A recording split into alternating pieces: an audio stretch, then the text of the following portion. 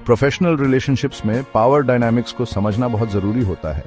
Power dynamics affect करता है कि हम कॉलीग्स, सुपीरियर्स और सबऑर्डिनेट्स से कैसे इंटरैक्ट करते हैं। इन डायनामिक्स को नेविगेट करने का एक क्रूशियल एस्पेक्ट ये रिकॉग्नाइज करना है कि अथॉरिटी पोजीशंस में जो लोग होते हैं उनमें अक्सर इनसिक्योरिटी होती है। ये इनसिक्योरिटी सरप्लस होने के, चैलेंज होने के या रिप्लेस होने के फियर से आ सकती है। सुपीरियर्स की इस वल्नरेबिलिटी को एक्नॉलेज करना मैनिपुलेशन नहीं है, ये एक स्ट्रेटेजिक अवेयरनेस डेवलप करने के बारे में है जिससे हम बिना उनकी इनसिक्योरिटीज ट्रिगर करे एक्सेल कर सकें। पावर में बैठे लोगों के मोटिवेशंस और पोटेंशियल वल्नरेबिलिटीज को समझकर हम अपने करियर पैथ्स को इफेक्टिवली नेविगेट कर सकते हैं। इंप्रेस करने और अपनी टैलेंट्स दिखाने की डिजायर नेचुरल है।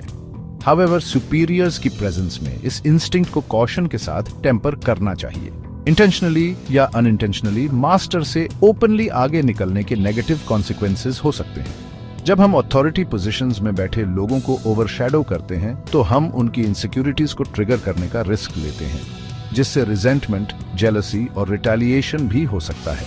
हिस्ट्री ऐसे कॉशनरी टेल्स से भरी पड़ी है जिन लोगों ने इस प्रिंसिपल को नहीं माना।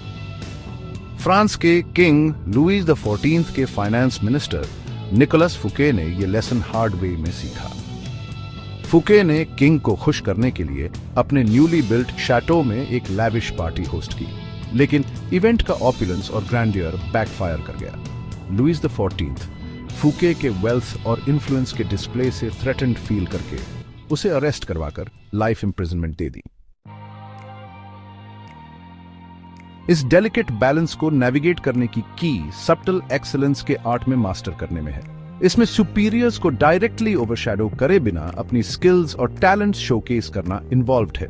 यह एक वैल्यूएबल एसेट होने के साथ साथ यह इंश्योर करने के बारे में है कि मास्टर का लाइट ब्राइटली शाइन करता रहे। एक इफेक्टिव स्ट्रैटेजी है अपने कॉन्ट्रीब्यूशंस को ऐसे फ्रेम करना जिससे सुपीरियर का रोल हाईलाइट हो, पब्लिकली उनकी गाइडेंस एक्नॉलेज करना, उनका इनपुट लेना और अचीवमेंट्स को, उनकी लीडरशिप को एट्रीब्यूट करना पोटेंशियल इनसिक्योरिटीज को मिटिगेट करने में बहुत हेल्पफुल हो सकता है।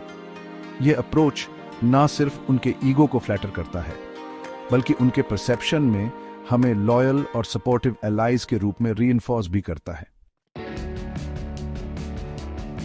सटल एक्सीलेंस में मास्टर होना सबसर्विएंट होने या अपनी टैलेंट सप्रेस करने के बारे में नहीं है।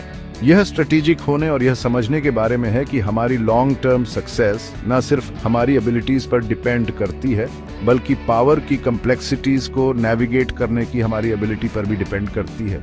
मास्टर से आगे ना निकलने की इंपॉर्टेंस को रिकॉग्नाइज करके हम एक ऐसा वर्क एनवायरनमेंट क्रिएट कर सकते हैं जहां हमारे कंट्रीब्यूशंस वैल्यू किए जाते हैं, हमारी टैलेंट्स अप्रिशिएट किए जाते हैं और हमारा करियर फ्लरिश कर सकता है।